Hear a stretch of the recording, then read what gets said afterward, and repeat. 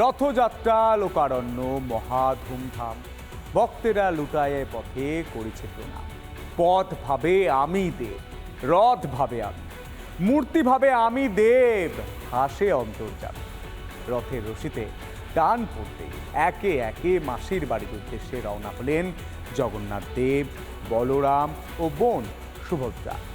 বিপুল ভক্ত সমাগম ও জয় জগন্নাথ ধ্বনিতে মুখরিত সারা দেশ, গোটা বিশ্ব। কারণ তিনি জগন্নাথ, জগতের নাথ।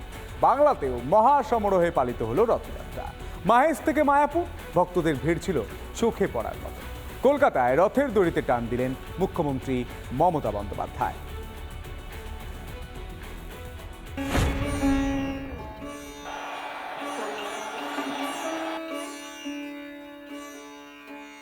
আজ শুভ রথযাত্রা।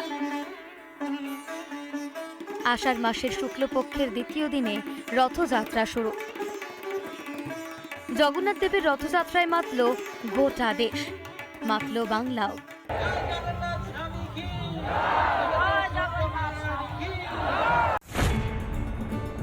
মাহেশের রথযাত্রায় সামিল হাজারে হাজারে মানুষ। 628তম বছরে পা দিল এই রথযাত্রা।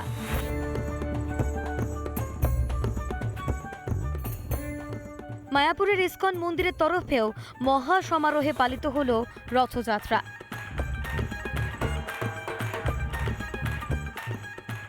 শ্রী চৈতন্যদেবের স্মৃতি বিজড়িত এই রথযাত্রা ঘিরে ভক্তদের উৎসাহ ছিল চোখে পড়ার মতো।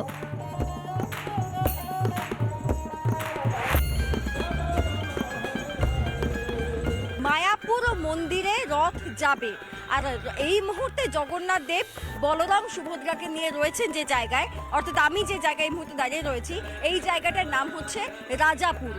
এই রাজাপুরে বলা হয় যে উড়িষ্যায় এক রাক্ষস তার অত্যাচারে শবরা সেখান থেকে চলে আসছেন, তখন তারা জগন্নাথ দেবকে নিয়ে চলে আসেন এই বঙ্গদেশে।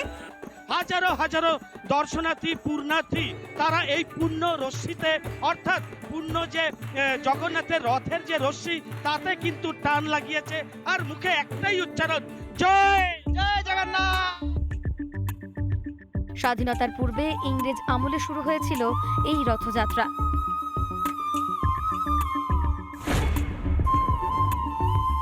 ইস্কনের তরফে সুসজ্জিত রথে শহরের বিভিন্ন অংশ পরিক্রমা করেন জগন্নাথ দেব।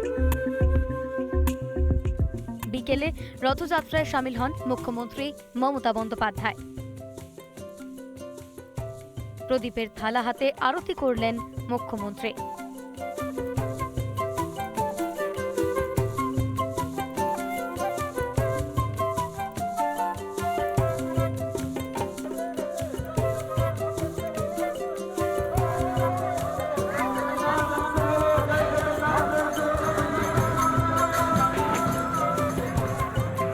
এদিন অন্য মেজাজে দেখা গেল কেন্দ্রীয় প্রতিমন্ত্রীকে।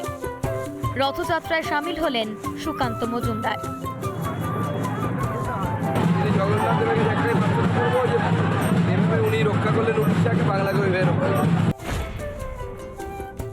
আড়াইশো বছরে পা দিল মহিষা দলের এই প্রাচীন রথযাত্রা। জগন্নাথ দেবের সঙ্গে এখানে অধিষ্ঠিত রাজবাড়ির কুলদেবতা ও শ্রীধর জিউ।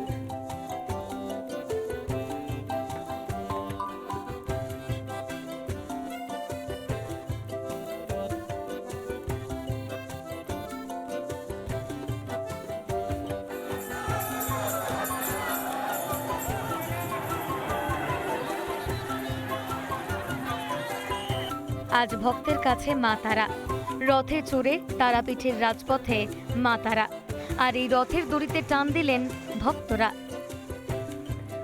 রিপাবলিক বাংলা। উত্তরে লাগাতার বৃষ্টি, ফুঁসছে তিস্তা, তোরসা সহ একাধিক পাহাড়ি নদী। জলমগ্ন হয়ে পড়েছে আলিপুরদুয়ারের বিস্তীর্ণ এলাকা। বেশ কিছু বাড়ি জল থই থই, ভাসছে গদাধর নদীর বাঁধ, ভয় ধরাচ্ছে সীসামারা নদী। গ্রামে জল ঢোকায়, সিঁদুরে মেঘ দেখছেন জলদাপাড়াবাসী। দেখুন।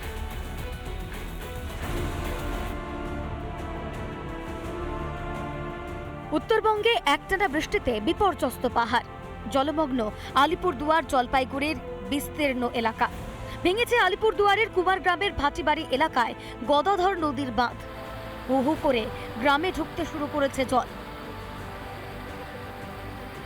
জলের তলায় রাস্তাঘাট, বহু বাড়িতে ঢুকেছে জল। আতঙ্কিত গ্রামবাসীরা। 60 থেকে 70টা বাড়ি জলের তলায় ডুবে আছে। প্রায় মনে করো ছোট ছোট বাচ্চাদের তো সমস্যা হচ্ছেই, প্রায় বয়স্ক বুড়ো মানুষগুলো ওদের তো ভীষণই অসুবিধা হচ্ছে। এই সমস্যা মেটানোর জন্য আমরা অনেকবার অঞ্চলে কমপ্লেন করছি, প্রায় কিছু কিছু জায়গায় কমপ্লেন করছি, কিন্তু কেউ আমাদের এই কথাটা শোনেনি। এলাকা পরিদর্শনে যান কুমারগ্রামের বিজেপি বিধায়ক মনোজ কুমার ওরাও। কথা বলেন গ্রামবাসীদের সঙ্গে।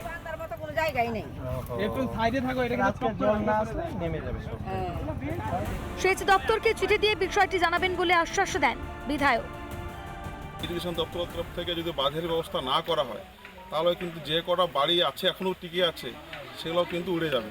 আমরা ইমিডিয়েট এটা নিয়ে আমাদের ইরিগেশন ডিপার্টমেন্টের কাছে যোগাযোগ করব, মিনিস্টারকে চিঠি করব। অন্যদিকে ফুঁসছে জলদাপাড়ার সীসামারা নদী। ভুটান থেকে ধেয়ে আসা এই নদীতে জল বাড়ায় আতঙ্কিত জলদাপাড়ার মানুষজন। এদিন এলাকা পরিদর্শনে যান আলিপুরদুয়ারের সাংসদ মনোজ টিগ্গা। এটা পাহাড়ি এলাকা, জল প্রচুর গতিবেগে আসে। এই সিনথেটিক প্লাস্টিক দিয়ে এই বাঁধ দিয়ে এখানে জল আটকানো যাবে না। এখানে কংক্রিট কাজ করতে হবে যাতে এলাকার মানুষকে বাঁচানো যায়। নিশ্চিতভাবে এটা আমি রাজ্য সরকার এবং কেন্দ্র সরকার দুইজনের সাথে কথা বলে যাতে এখানকার যে সমস্যা আছে, দীর্ঘদিনের যে সমস্যা আছে, তার অস্থায়ী সমাধান হোক। কবে নামবে জল, কবে স্বাভাবিক হবে পরিস্থিতি, সেই আশায় দিন গুনছেন আলিপুরদুয়ারবাসী। আলিপুরদুয়ার থেকে সুদীপ চ্যাটার্জির রিপোর্ট, রিপাবলিক বাংলা। গঙ্গারামপুরে জলের তোড়ে ভাঙল খাড়ির উপর নির্মিত কালভার্ট সহ রাস্তা। যাতায়াতের একমাত্র রাস্তা ভেঙে যাওয়ায় ভোগান্তি চরমে। তার জেরে দীর্ঘ পথ ঘুরে গন্তব্যে পৌঁছতে হচ্ছে স্থানীয়। দেখুন,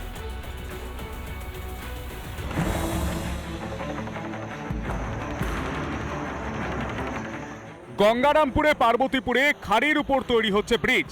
স্থানীয়দের যাতায়াতের জন্য ব্রিজের পাশেই তৈরি করা হয় বিকল্প কালভার্ট ও রাস্তা। লাগাতার বর্ষণের জেরে সেই রাস্তা ধসে যেতেই ব্যাহত যোগাযোগ ব্যবস্থা। রাতের বেলা জলের চাপটা বেশি হয়ে গেছে, বৃষ্টি হয়েছে। বৃষ্টি হওয়ার জন্য পুরো চাপ উপর দিয়ে জল যাচ্ছে। বাজার ঘাটেরও অসুবিধা। স্কুল আছে এখানে, পিজি স্কুলে পড়াশোনা করে ছেলেপেলেগুলো আছে, কী করে পড়াশোনাগুলো হবে। একমাত্র রাস্তা ভেঙে পড়ায় দুর্ভোগে সাধারণ মানুষ। বিচ্ছিন্ন হয়ে পড়েছে অশোক গ্রাম পঞ্চায়েতের সঙ্গে আশ্রম বাজার এলাকার যোগাযোগ। গুরুত্বপূর্ণ রাস্তা মেরামতির বিষয়ে ব্যবস্থা গ্রহণের আশ্বাস দিয়েছেন পঞ্চায়েত প্রধান। জেলা থেকেই একটা তো ধরাই ছিল, আমি শুনছিলাম যে রাস্তায় একটা ভালো করে রাস্তা করে দেওয়ার জন্য, তো সেই রাস্তাটা করা হয়েছিল। এখন যাই না, সেই রাস্তাটা অতিরিক্ত জলের চাপে হয়তো ভাঙে গেছে, তো ব্যবস্থা করতে হবে এখন আমাদেরকে। উপরে প্রশাসনকে জানিয়েছি আমি। গুরুত্বপূর্ণ রাস্তা ভাঙায় ঘুরপথে চলছে যাতায়াত। এই পরিস্থিতিতে কি ব্যবস্থা নিচ্ছে স্থানীয় পঞ্চায়েত, সেদিকেই তাকিয়ে আম জনতা। রিপন ভৌমিকের রিপোর্ট, রিপাবলিক বাংলা।